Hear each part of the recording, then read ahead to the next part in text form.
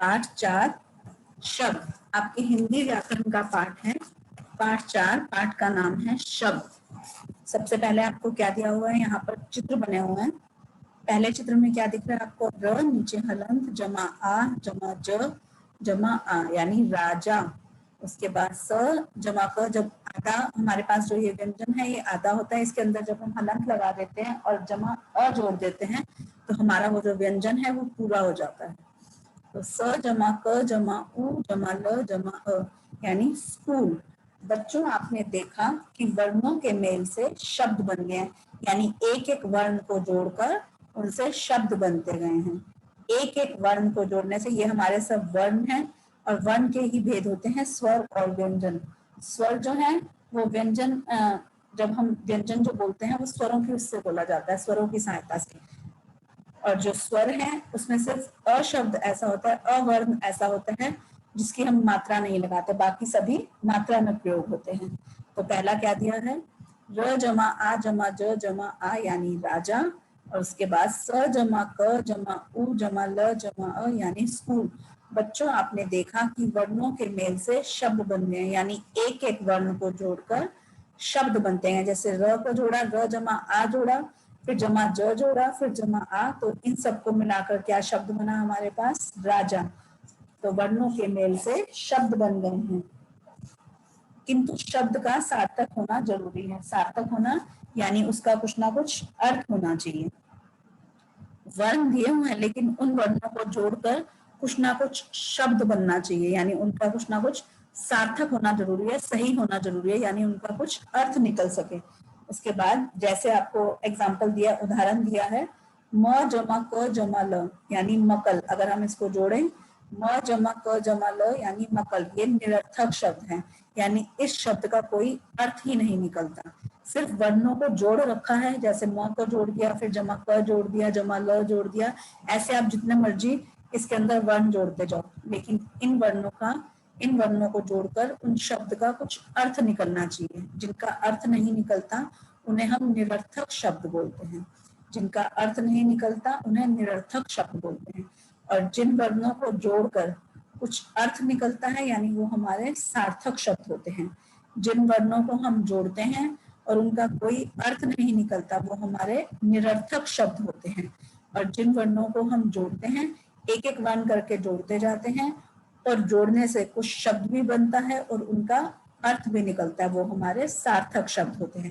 पहला क्या था, म जमा क जमा ल यानी मकल, यानी ये हमारा निरर्थक शब्द है, इसका कोई भी अर्थ नहीं है, शब्द नहीं है। लेकिन अब इन वर्णों को सही क्रम में लिखा गया है, क जमा म जमा ल यानी कमल, ये हमारा सार्थक शब्द है। यानी इस शब्द का क्या अर्थ है, किसी व्यक्ति का नाम भी होता है कमल, और एक फूल का नाम भी होता है। कमल व्यक्ति का नाम भी है और फूल का नाम भी। मकल किसी का भी नाम नहीं होता है, यानी इसका कोई भी अर्थ नहीं है। शब्द जब वाक्य में प्रयोग किए जाते हैं तब वे पद कहलाते हैं। जैसे एक वर्ण होता है, सबसे पहले वर्ण होते हैं, वर्णों को हम जोड़ते जाते हैं तो वर्णों को जोड़ने से शब्द बनते हैं। शब्दों को जोड़ते जोड़ते वाक्य बन जाते हैं, और शब्द जब वाक्य के अंदर प्रयोग किए जाते हैं तब वो पद कहलाते हैं। आओ नए शब्द बनाएं। धन, निर्धन, धनी, धनवान, यानी इसके अंदर सिर्फ यहाँ धन हमें शब्द दिया है, उसके अंदर हमने और शब्द जोड़ दिए तो नए नए शब्द बन गए। धन, निर्धन, धनी, धनवान। उसके बाद मान, सम्मान, बुद्धिमान और अपमान। प्रसन्न, अप्रसन्न, प्रसन्नता और प्रसन्नचित। आदर, निरादर, अनादर और सादर। यहाँ शब्द दिए हुए हैं आपको, धन, निर्धन, धनी, धनवान। उसके बाद मान यानी इज्जत करना, सम्मान, बुद्धिमान और अपमान यानी बेइज्जती करना। प्रसन्न, अप्रसन्न, प्रसन्नता और प्रसन्नचित यानी खुश मन वाला। आदर, निरादर, अनादर और सादर। उसके बाद तुक मिलाते शब्द, जैसे केला, ठेला, मेला और रेला। अब हम इन्हें बोल के देख रहे हैं तो एक जैसी ही आवाज आ रही है, तो ये समान तुक वाले शब्द होते हैं। जब हम शब्दों को बोल रहे हैं तो एक जैसी आवाज आ रही है, तो ये समान तुक वाले शब्द हैं। केला, ठेला, मेला, रेला। पानी, मानी, धानी, दानी। गाना, माना, जाना, आना, चढ़ना, हरना, धरना, करना, ये समान तुक वाले शब्द हैं। जब हम इन शब्दों को बोलते हैं तो इनका एक जैसी ही आवाज आती है, तो ये समान तुक वाले शब्द हैं। केला, ठेला, मेला, रेला। इसके बाद पानी, मानी, धानी, दानी, गाना, माना, जाना, आना, चढ़ना, हरना, धरना, करना, ये हमारे समान तुक वाले शब्द हैं। उसके बाद विपरीत अर्थ, विपरीत अर्थ यानी विलोम शब्द, यानी जिस शब्द का उल्टा अर्थ निकलता है उसे विलोम शब्द कहा जाता है। जैसे अंधेरा, अंधेरा का क्या मतलब होता है कि जहां पर बिल्कुल रोशनी ना हो, अंधेरा होना। उजाला यानी रोशनी, प्रकाश। उसके बाद सरल यानी आसान, कठिन यानी मुश्किल। अच्छा, अच्छा का क्या होगा विलोम शब्द? बुरा। पक्का, कच्चा। लाभ, हानि। पाप, पुण्य। नवीन यानी नया, प्राचीन यानी पुराना। खट्टा, मीठा, छोटा, बड़ा। अंधेरा, उजाला, ये विपरीतार्थक शब्द हैं यानी विलोम शब्द जिन्हें हम कहते हैं। अंधेरा, उजाला यानी कोई भी शब्द है उसका उल्टा अर्थ क्या निकलता है उसे हम विलोम शब्द बोलते हैं। अंधेरा, उजाला, सरल, कठिन, अच्छा, बुरा, पक्का, कच्चा, लाभ, हानि, पाप, पुण्य, नवीन, प्राचीन, खट्टा, मीठा, छोटा, बड़ा, ये हमारे विलोम शब्द हैं। उसके बाद अ लगाकर न्याय, यानी आपको यहाँ पर शब्द दिया है, इन शब्द के आगे आपको अ लगाना है। तो पहला शब्द क्या है? न्याय, अन्याय, धर्म, अधर्म, योग्य, अयोग्य, सुंदर, असुंदर, पवित्र, अपवित्र, कुशल, अकुशल, प्रिय, अप्रिय, ज्ञान, अज्ञान, प्रसन्न, अप्रसन्न। न्याय का अन्याय, धर्म, अधर्म, योग्य, अयोग्य, सुंदर, असुंदर, पवित्र, अपवित्र, कुशल, अकुशल, प्रिय, अप्रिय, ज्ञान, अज्ञान, प्रसन्न, अप्रसन्न। यानी आपको यहाँ पर शब्द दिया हुआ है, उसके आगे आपको अ लगाना है। उसके बाद दुर लगाकर नए शब्द बनाने हैं। जैसे आपको गुण दिया हुआ है तो गुण का क्या हो जाएगा? दुर्गुण। भाग्य, दुर्भाग्य। दशा, दुर्दशा। बल, दुर्बल। दिन, दुर्दिन। व्यवहार, दुर्व्यवहार, यानी व्यवहार सही व्यवहार करना, दुर्व्यवहार यानी बुरा व्यवहार करना। बल का मतलब ताकत और दुर्बल का मतलब जो कमजोर। गुण का मतलब यानी अच्छी चीज होना और दुर्गुण का मतलब बुराई। भाग्य, अच्छा भाग्य, दुर्भाग्य यानी बुरी किस्मत जिसे बोलते हैं। गुण का दुर्गुण, भाग्य, दुर्भाग्य। दशा, दुर्दशा। बल, दुर्बल। दिन, दुर्दिन। व्यवहार, दुर्व्यवहार। उसके बाद है अन लगाकर आपको शब्द बताना है। आपको शब्द दिया है आदर, उसके बाद आपको क्या लिखना है?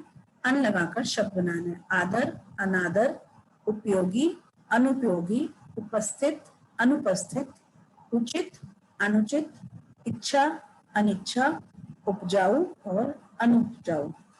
अन लगाकर शब्द आदर, अनादर, उपयोगी, अनुपयोगी, उपस्थित, अनुपस्थित, उचित, अनुचित, इच्छा, अनिच्छा, उपजाऊ, अनुपजाऊ। इसके बाद है समान अर्थ वाले शब्दों को पर्यायवाची शब्द कहते हैं। और आपसे पूछा जाए पर्यायवाची शब्द किसे कहते हैं, यानी जो शब्द होता है एक ही शब्द के समान अर्थ वाले शब्दों को पर्यायवाची शब्द कहते हैं। नीचे कुछ शब्दों के पर्यायवाची शब्द दिए जा रहे हैं, इन्हें याद कीजिए। आपको पर्यायवाची शब्द हैं, पर्यायवाची शब्दों को समानार्थी शब्द कहते हैं, यानी शब्द जो है वो अलग अलग होते हैं लेकिन उनका अर्थ एक निकलता है। शब्द अलग अलग होते हैं लेकिन उनका अर्थ एक ही निकलता है, यानी समान अर्थ निकलता है। तो समान अर्थ वाले शब्दों को पर्यायवाची शब्द या फिर समानार्थी शब्द भी कहा जाता है। समान अर्थ वाले शब्दों को पर्यायवाची शब्द या फिर समानार्थी शब्द भी कहते हैं। उसके बाद आपको कुछ पर्यायवाची शब्द दिए जा रहे हैं, इन्हें याद कीजिए। जैसे धरती, धरती का पर्यायवाची शब्द क्या होगा? भूमि, पृथ्वी, धरा। सूर्य, रवि, भास्कर, दिनकर। पानी, जल, नीर, वारी। संसार, दुनिया, जग, जगत।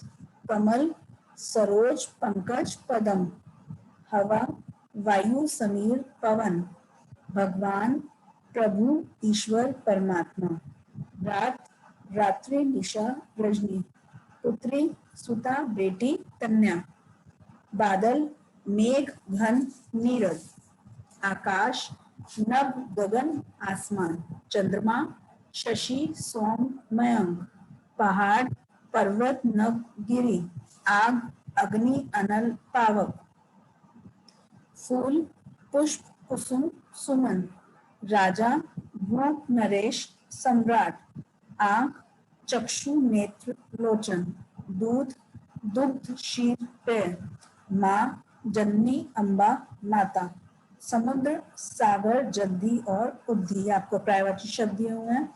उसके बाद है अनेक शब्दों के लिए एक शब्द या वाक्यांश के लिए एक शब्द भी कहा जाता है, यानी एक आपको पूरा वाक्य कैसा दिया हुआ है उसका उत्तर आपको एक शब्द में देना है, उसे अनेक शब्दों के लिए एक शब्द कहा जाता है।